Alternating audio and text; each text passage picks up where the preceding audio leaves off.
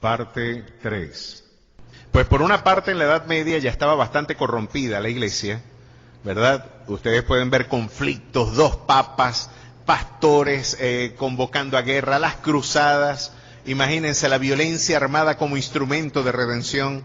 En verdad la historia de la iglesia tiene episodios muy oscuros, lamentables, vergonzosos. Y esto lo que nos hace poner a nosotros las barbas en remojo cuando estamos viendo la crisis de hoy. Yo estoy dando todo este panorama para que usted más o menos lleguemos a la crisis de la peste negra del siglo XIV. Entonces, frente a la ausencia de una iglesia que realmente estaba representando los intereses del Señor y estaba más preocupada en este caso por los factores de poder, la Biblia estaba lejos del pueblo. Se habló de la venta de indulgencias luego en el siglo XVI como instrumento para, incluso tú comprabas una indulgencia, el Papa la firmaba y podía redimir a un ser querido del purgatorio para el cielo, imagínense eso.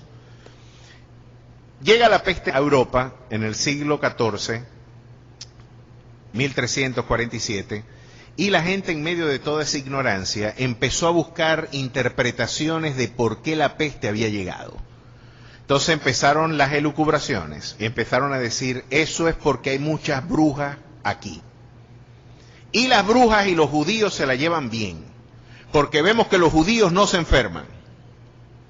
Y los judíos no se enfermaban porque estaban siguiendo un conjunto de preceptos sanitarios consagrados en el Antiguo Testamento, donde Dios a una comunidad precientífica le decía, hay algunas enfermedades que tienes que encuarentenar a la gente y ponerla en distancia social.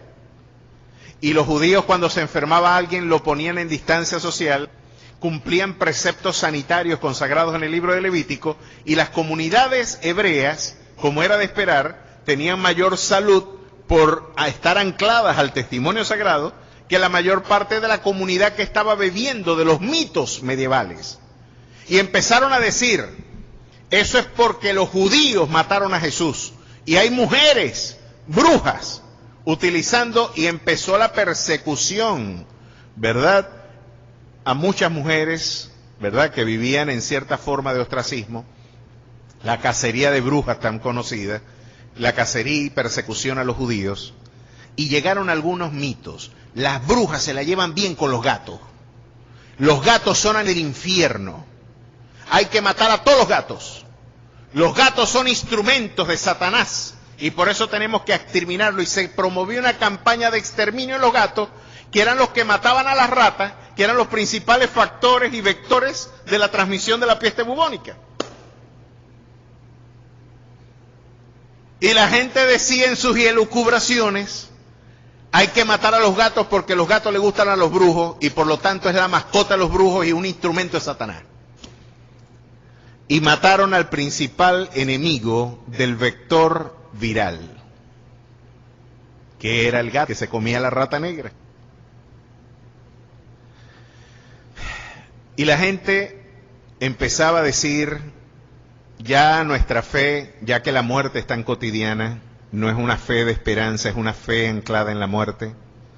Es la muerte la única certidumbre de nuestra realidad. Y parece que las nociones y aún el arte mismo se tornó bastante lúgubre.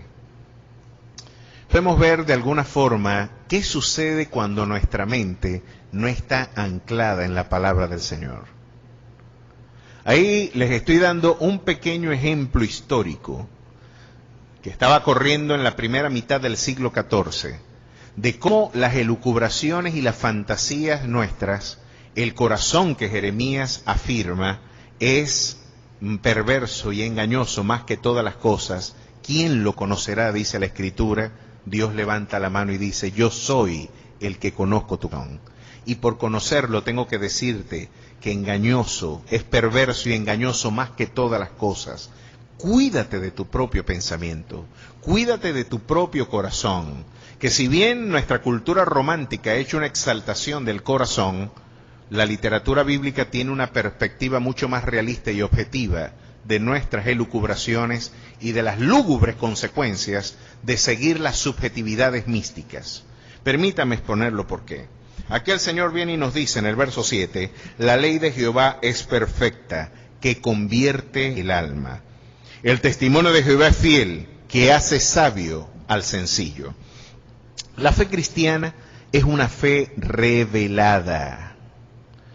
Y hasta el día de hoy usted se preguntará, y los que nos escuchan y nos ven en este momento en live, se preguntará, ¿cuáles son las diferencias entre la iglesia reformada y la iglesia católica? ¿Cuáles son las diferencias? Vamos a hablarlas, pues claramente. ¿Y cuáles son algunas de las diferencias de nuestra perspectiva en este debate por la identidad de nuestra fe? Son las mismas que en el siglo XVI se dieron con la Reforma. Y una de ellas, por ejemplo, es que nosotros tenemos a la palabra de Dios como la única norma de fe y de conducta de la iglesia. Cuando nosotros queremos saber qué es la verdad y qué es la falsedad, no le preguntamos a un pastor.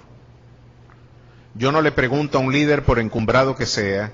Miren, yo tengo deuda con grandes pensadores, con extraordinarios maestros, de los que tengo el privilegio de ser discípulo y amigo.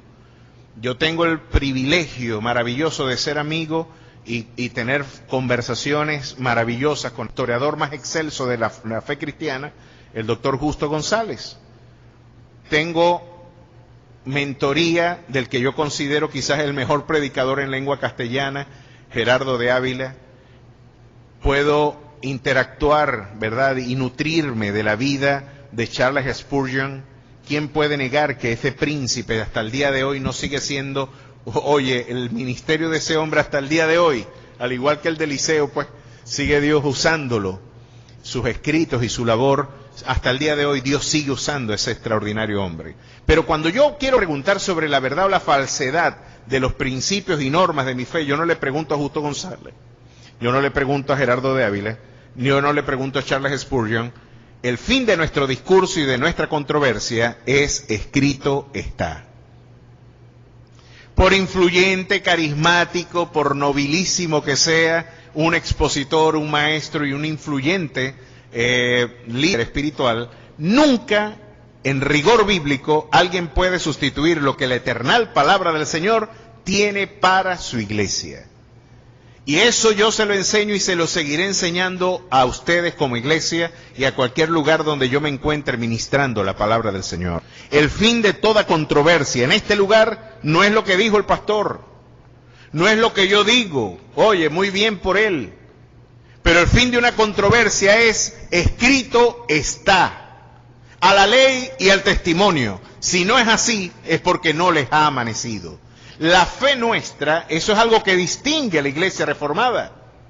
Y la iglesia reformada, en todo caso, este caso, tiene que reivindicar ese valor, la sola escritura, la suficiencia de la escritura, el criterio inconmovible de esta palabra como el ancla de nuestra certeza ante la vorágine, ante la tormenta que hoy vivimos. Una tormenta perfecta porque tiene muchas variables.